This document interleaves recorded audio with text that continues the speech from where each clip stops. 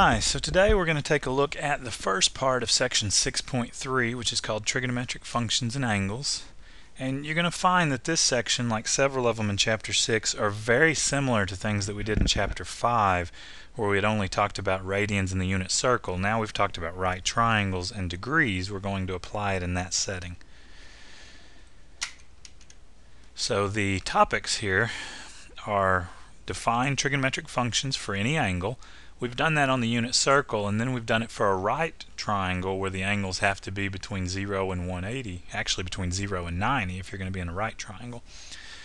And then we're going to talk about reference angles, which are the same idea as reference numbers. We're just talking about degrees now instead of radians. And we'll use those to find the value of trig functions, just like we did with the reference numbers back in chapter 5. Okay? And in the rest of the section, you'll talk about the fundamental identities, which are the same no matter how we've defined them, whether it's based on the unit circle or right triangles. Those properties are going to hold. And then we're not going to do it today, but in this section you talk about the new formula for the area of a triangle based off of trigonometry. If you don't know the height of the triangle, there's one based on the angle and the sine function. Okay? But today we're going to talk about reference angles and reference numbers. Okay? So first of all, we have defined on the unit circle angles all the way around, but with right triangles you really have to be talking about an angle between 0 and 90 because you have to be able to draw a right triangle with that angle. Okay? That's fine if we're sitting in quadrant 1 and looking at that triangle. We define sine to be opposite over hypotenuse, cosine to be adjacent over hypotenuse, and tangent to be the ratio of those, sine over cosine or opposite over adjacent. And then you have the three, what I just remember is the three reciprocal functions. If you flip sine, you get cosecant. If you flip cosine, you get secant. If you flip tangent, or you do cosine over sine, you're going to get cotangent. Okay? So we can define those in terms of right triangles with any angle if we position that triangle at the origin. We think of rotating around the origin. So if your triangle falls in quadrant 2, your x-coordinate will actually wind up negative, your y-coordinate will be positive, and we'll get the correct plus or minus sign, same as we did on the unit circle. So you just think of rotating around, and then you draw a right triangle and you use the sides of that, and the plus or minus signs will work themselves out. Here I have a picture that I made. Let me see if I can get it to fit properly in the window here. This is made with GeoGebra. I can change the angle and rotate around the circle. So if I'm in quadrant 1, I'm going to get my right triangle where the coordinates, and this is actually the unit circle right now. I can change the radius, but if I'm in the unit circle, the y value is going to be my sine, which will be the same as y over r if r is 1. The x coordinate is going to be my cosine, and then so forth. If you rotate around and you get an angle that's bigger than 90, it would really look something like this. Like here's 140 degrees. We're going to talk about how the reference angle then is 40, the angle made with the x-axis. So that triangle is congruent to this triangle here that I have dashed in quadrant 1. Okay? So we're going to define the trig functions over here at 140 the same way we would for the ones at 40, but because we wind up in quadrant 2, we're going to make anything involving just x going to be negative. So cosine will be negative and secant will be negative. The ratio, sine over cosine or cosine over sine, tangent, cotangent will be negative. But the sine value is positive in that quadrant, and so we'll cosecant. Okay? If you go into, say, quadrant 3, you'd get a situation something like this, where your original triangle looks like this, but now you've actually rotated all the way around to the blue side there. The angle in this case is 230. 50 is what we're going to call the reference angle. Okay? So let me go ahead and talk about that. It's on the slides coming up. If you're in quadrant 1, the reference angle is the angle made by your terminal side, so you rotate from the point 1, 0 around. You wind up with the terminal side of your angle there. And this one happens to be 55 degrees. I've got this thing rotating by 5-degree increments. That's your angle. The reference angle is always the angle to the x-axis. So if you're in quadrant 1, that's the same as the angle itself, unless you've gone around the circle with a larger angle. But if you're between 0 and 90, your reference angle is going to be the same as the angle. But if you're in quadrant 2, say we do 135 degrees, the reference angle there is 45 because I've rotated around 135 degrees. But if I look at the angle there between 180 and 135, it's 45 degrees. If I go into quadrant 3, the reference angle's here between the terminal side and the x-axis. And if I go into quadrant 4, the reference angle would be the measurement here between the terminal side and almost completing the circle there at 360 degrees. Okay? So at 325, the reference angle is 360 minus 325 is 35 degrees. So that's the idea of what a reference angle is. Also, if you happen to land on an axis, so if you're at 0, 90, 180, 270 degrees, or any multiple of those, anything coterminal to those on the unit circle, one of the coordinates is going to be 0, which means when you divide, some of the trig values won't exist. Okay? We call those quadrantal angles because they fall on the points where the quadrants are broken up. Okay? Again, this is the exact same as what we've talked about before. The signs are the same whether we're thinking about the circle or the triangles. You can use the all students take calculus. When you're in quadrant 1, x and y are both positive. The way we've defined it here, the ratio, we did it over the hypotenuse of that triangle, which is always a positive distance. So it just depends on the x and the y, just like on the unit circle. Okay? So they're all positive in quadrant 1. In quadrant 2, the y value is positive, so sine and its reciprocal cosecant would be positive. Everything else would be negative. If you go into quadrant 3, x and y are both negative, so the ratio is going to give me that tangent and cotangent are positive, everything else is negative. If you go into quadrant 4, the x coordinate's positive, y is negative, so cosine and secant are the ones that are positive there. Okay, here's another picture isolated from the circle of what we call a reference angle, because you don't really have to be on a circle to talk about the reference angle. You're just putting it in standard position at the origin. And in this chapter, they like to use thetas, Greek letters, to represent degrees. They use t's when they're talking about things in radians. So if you're in quadrant 1, if your angle's between 0 and 90, your reference angle's the same as the angle. Theta and theta bar are the same. But if theta puts you in quadrant 2, theta bar is going to be 180 minus theta. You're going to be there in quadrant 2. The blue will be your reference angle in each of these pictures. If you're in quadrant 3, you've rotated all the way into quadrant 3, you'd have to do your angle minus 180 to find the reference angle.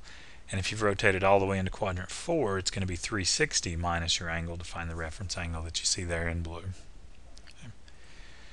So we find reference angles for the same reason we did what we called reference numbers with radians back in chapter 5. We can find the terminal points and therefore the trig values. So if you have theta for your angle, what you do is you find theta bar, and then the trig values are going to be the same for theta and theta bar, except for the plus or minus signs. You just have to know what quadrant you're in. Okay. So first of all, I have some practice at finding the reference numbers, and I've got them worked out here, but let's look at them and talk through it. So if you're at 150 degrees, let me just show a picture of that really quickly. So that's going to be in quadrant 2. If I go to 150, I'm between 90 and 180, so there's 150 degrees will put me to the blue point here. This tells me right away the reference number is going to be 30. Okay? But that's because we've got 180 degrees, we've rotated 150, there's 30 degrees in between the x-axis and our terminal side. So at 150, or if we're in quadrant 2, we can do 180 minus the 150 to find 130 for the reference angle. 230 is in quadrant 3. It's not quite 270, but it's farther than 180. You have to back up. You have to do 230 minus 180, and you find the 50 degrees. Missing my degree symbol. You should always put the degree symbol to distinguish between radians and degrees. So let's look at a picture of that too. So 230, just to see where that is in quadrant 3. It's more than 180. It's exactly 50 degrees more than 180.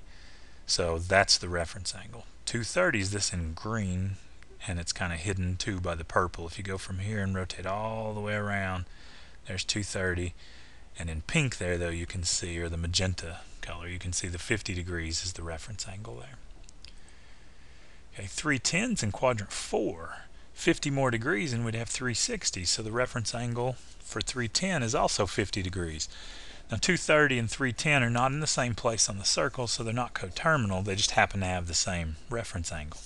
So again, let's take a quick look at 310 over here, and so we've got 360, and I just back up 50 degrees.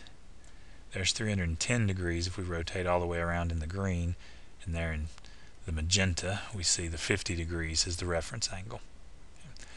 The last one's 450. I can't do that with this picture because I only set it to go 0 to 360. we'd have to find the coterminal angle. So we take 450 and subtract 360 to find something that's coterminal, and you actually get exactly 90 degrees, and since that's right on the boundary of quadrant 1, 90 degrees is the reference angle. So just like your reference numbers, they're always between 0 and 2 pi when you're doing it in radians. Reference angles are always between 0 and 90. They'll never be negative. They'll never be bigger than 90. If your angle is 0 or something that hits it at the same coterminal point as 0, your reference angle would be 0. If it's something that's at the top of the circle there, you're at 90 degrees, will be your reference angle. All of the others will be somewhere between 0 and 90. Okay? So finally, I want to conclude with putting this together to do some trigonometry. And again, I have them worked out here, but we're going to talk through. So we want to solve using reference angles or reference numbers if we're talking about radians, and we do have some of those included here just to remind you. You could always convert now. We know how to convert between degrees and radians, so if you like one more than the other, it's always an option to convert and work with your favorite type, but you really should be able to work with either one, as I'll do here in this example. Okay. So the sine of 210. So that is going to be in quadrant 3. 210 is not quite 270. So 210 is going to be there. We'd have to find the reference angle, which happens to be 30. So that's the first thing to do. 210 minus 180 will be 30 degrees. Now we're in quadrant 3. Sine is going to be negative. Okay? So the sine of 210 will be the same as the sine of 30, except it'll be negative. The sine of 210 is negative the sine of 30, since that's the reference angle. Sine of 30 is 1/2, so we get negative 1/2. Okay? Similar, if we want to do secant, I'll ultimately do that as 1 over cosine. The secant of 330 is the same as 1 over the cosine of 330, and I remember sines and cosines and build the others. So we would have to find the reference angle. 330 is just 30 degrees less than being a trip around the circle, so that's the reference angle. 360 minus 330 shows me the reference angle is 30. That's in quadrant 4, because you've almost completed the trip around the circle. So cosine's positive there, and so is secant, so we'll have the positive. The secant of 330 is by definition the same as 1 over the cosine of 330, and since that's in quadrant 4 and the reference angle is 30, we can just do 1 over the cosine of 30. Now let me make my equation a little bigger so you can see it. So that's equal to the reciprocal of square root of 3 over 2, so we get 2 over the square root of 3, and then you have to rationalize the denominator. Oops, that's actually a typo. You multiply by square root of 3 over 3, you get 2 square root of 3 over 3. Okay. I'm going to delete those now. You can back it up and look at them if you wanted to. But let's take a look now at one that's in radians. So I could convert 5 pi over 3 to degrees if I wanted to, but let's just go back and do it in radians. So the cosine of 5 pi over 3, 5 pi over 3 is almost 2 pi. 6 pi over 3 is 2 pi. Remember when we did chapter 6, I told you if you ignore the pi and you look at it, if it's a reduced fraction, you're going to know instantly what the reference angle is, or the reference number, we called it there. The reference number for 5 pi over 3, technically it's the same as we've been doing on the circle. We're in quadrant 4, so we can do the complete circle. 2 pi minus the angle will give us pi over 3. But I can look at that and see 5 pi over 3 is a multiple of pi over 3, and it's reduced. So the cosine, we are in quadrant 4 again. On this example, the cosine is going to be positive, so we can just use the reference angle. So the cosine of 5 pi over 3 is exactly the same as the cosine of pi over 3, which is 1/2. Okay. Let me delete that, and we'll take a look at the last one here. Excuse me. So cotangent negative 7 pi over 6. So it's negative. You could look at the circle and rotate around backwards and see that that puts you in the same spot as 5 pi over 6. That's the reference angle, or since it's negative, you could actually add 2 pi to go around the circle once and see that it's coterminal with 5 pi over 6. So either way you think about it, you're going to find out that cotangent of negative 7 pi over 6, well, that's in the same place on the circle as 5 pi over 6, so the reference angle will be pi over 6. If you look at the picture, it's in quadrant 2. You do pi minus the 5 pi over 6, so it'll give you pi over 6. So we're in quadrant 2. Cotangent will be negative in the end. Make sure of that. So the cotangent of negative 7 pi over 6 is the same as the negative, because we're in quadrant 2, the cotangent of pi over 6, which would be positive. And cotangent I remember as the reciprocal of tangent, so cosine over sine. So if we do that, we get negative the cosine of pi over 6 is square root of 3 over 2, and the sine is 1/2. Flip and multiply, the 2's will cancel, you get negative square root of 3. Okay? So everything we've done here, except for looking at it in terms of degrees instead of purely in terms of radians, hopefully you'll think is very familiar to what we did back in chapter 5. Okay? Let's just look at one more slide in the PowerPoint. The fundamental identities. So, I mean, these are exactly the same. The two definitions we're presenting have to be equivalent to one another. So, by definition, cosecant and sine are reciprocals, secant and cosine are reciprocals, tangent and cotangent are reciprocals.